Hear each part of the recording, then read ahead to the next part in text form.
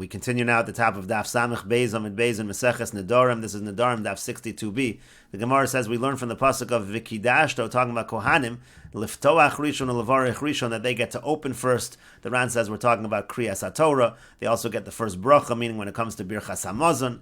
Velitol Mana Yafa Rishon. They also get to take the good portion first. The Ran says Velitol Mana Yafa Rishon and Balachlok Davram Yisrael, meaning if let's say the Kohen is dividing something with the Yisrael, Osi Yisrael Mimenu Shnei Chalakim Shavim, the Kohen borer, so the Yisrael will make two. They'll divide it in half, and the Kohen will choose a Zume Hensha Yir, so whichever one that he wants. And the Gemara continues, Amar Rava says, Shari Leilat Surba Me Rabbanan Lamemra Talmud Chacham is allowed to say, Lo Yahivna Akarga, I'm not going to pay the head tax. Tichsev, like the pasuk says, Minda Belova Halach, Lashalat Lamirma Alehon, that these are various kinds of taxes, Minda Belova Halach, it's not allowed to impose these taxes upon them. V'yomer Rabbi Yehuda, and Rabbi Yehuda says, Minda Zumanas HaMelach, Minda refers to the portion of the king, below Zu Kesef Golgalta, below refers to the head tax, V'halach Zu Arnona, and Halach, that refers to the Arnona tax.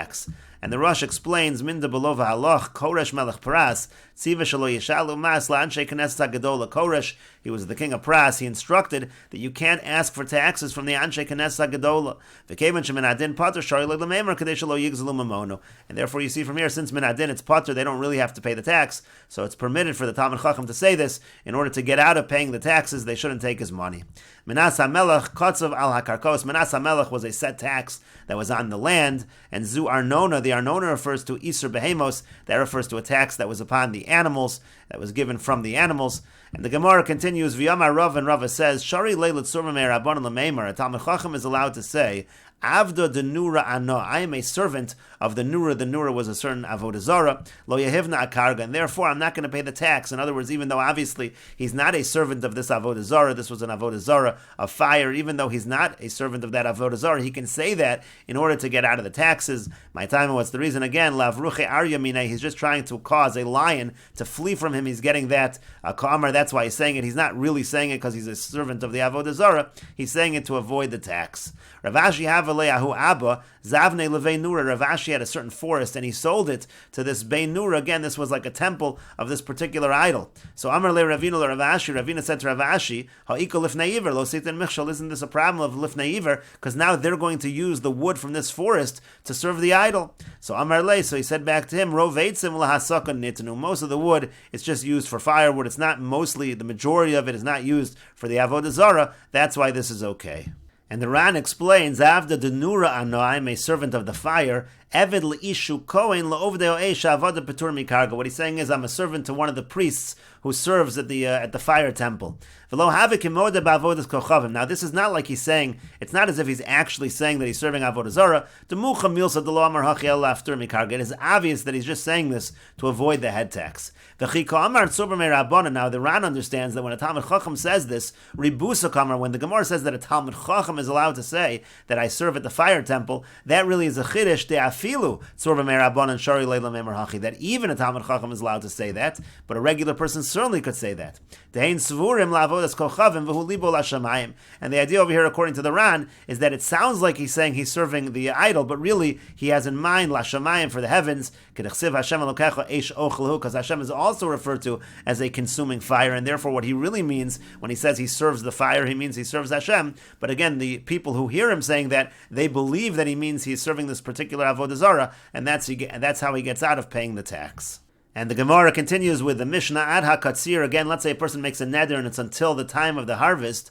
Ad sheyaschil am liksor katzir chitin. So the Mishnah says that refers to the harvesting of the wheat, avalo katzir sa'orin. It does not refer to the harvesting of the barley. But then the Mishnah says, Hakol lefi makom nidro. But everything really follows the place, the location where the neder is made, so you really have to understand a neder based on the location. And the Mishnah explains, Imhaya bahar bahar. Let's say the person is in a mountain at the time that he makes the neder, so then we're referring to the harvest in the mountain area. V'imhaya babika, and if he's in the valley, babika, then we follow the harvest in the valley area. And the Mishnah continues, Ad hageshamim, ad sheyihu hageshamim. Let's say a person says that the neder is going to be until the rains. So what that means is, ad shetered revia shniya. That means until the second rain. In the early part of the rainy season, there were 3 time periods where the rain came. And so again, ad hageshamim or ad sheyihu hageshamim, it means for the second period of rain in that early part of the rainy season. Rabbi Shimon ben Gamliel Omer, Rabbi Shimon ben Gamliel says, At Shiagia Zamana Shel Raviyah. It really doesn't mean until it actually rains, until the second rain actually comes down. It just means until the time of that rain comes. When the time arrives, even if it doesn't actually rain, that is good enough. And the Mishnah continues, Ad sheyifseku geshamim. Let's say the person says that the neder is until the rain stops. So that's a machlokas tanoim, what that means. Ad sheyotza Nisan kulo divrei Rabbi Meir. Rabbi Meir says it means until the entire month of Nisan is over, meaning through the whole month of Nisan, the neder applies. Rabbi Yehuda Omer, Rabbi Yehuda says, Ad sheyavor Pesach. The neder applies until the end of Pesach, through Pesach. Once Pesach concludes, that is the end of the rain.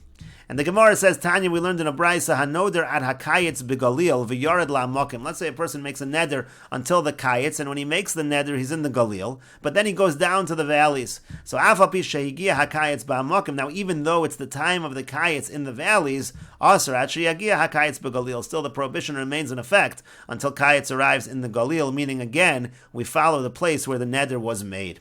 And the Gemara continues at the two dots. The Mishnah said, Ad hageshamim, ad sheyu geshamim, ad shetered revi shnir, Rav Shimon ben Gamliel Omer v'chulu. Let's say the person says, Ad hageshamim, so it's a machlokas tanoim in the Mishnah. The Tanakama says it means until the rain actually falls. And Rav Shimon ben Gamliel says it's until the time of the rain. And the Gemara says, Amar Rabbi Zeir says, Machlokas da Amar ad hageshamim. The Machlokas tanoim is when he uses the phrase ad hageshamim. Avol Amar ad hageshem, but let's say he says ad hageshem, ad zman geshamim ka'amar. Then everybody agrees that it means until the time of the rain, and we'll continue with this discussion in the next video on Daf Samech Gimel Amud Aleph.